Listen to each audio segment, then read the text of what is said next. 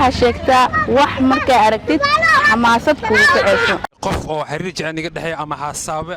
hadduu ka dalbado meesha ka taaba lahay oo ka dalbado intuu yeelay labadada naas mid kamida ayaa weyn kee u malaynaysa inuu yahay ma kamidig mise ka bidix wax isagoo qalalan ku gala isagoo qoyana ka soo baxa meesha uu ka galana ka soo baxa sheeg xubin kamida jirkaaga oo sida muuska u samaysan su'aasha labaadna waxa weeyaan haddii guurkaaga lagu caawin lahaa ma gabadh buuran baad guursan lahayd mise gabadh dhuban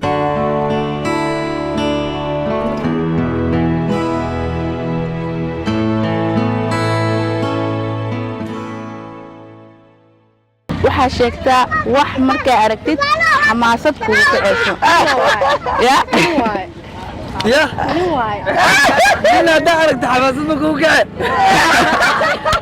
qof oo xiriir jecel iga dhaxay ama xasaabe hadduu ka dalbado meesha ka taaba lahay oo ka dalbado intuu yeelay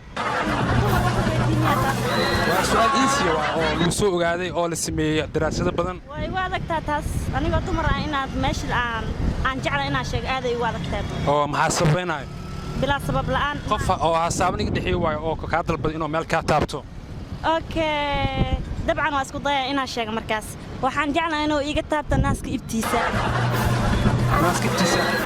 oo si dareen meesha ayaa dareen ka qaataa labadada naas mid kamida ayaa weyn kee u malaynaysa inuu yahay ma kamidig mise ka bidix maxaa soo galay naasaayagana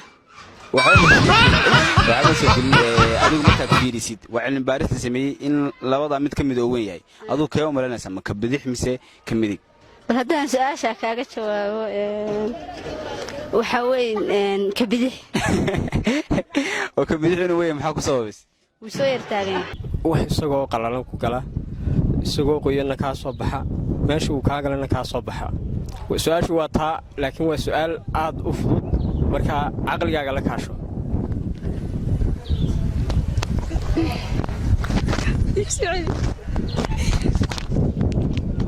waxa weeye wax isagoo qalalan ku gala isagoo qoyana ka soo baxa meesha uu ka galana ka soo baxa waa su'aal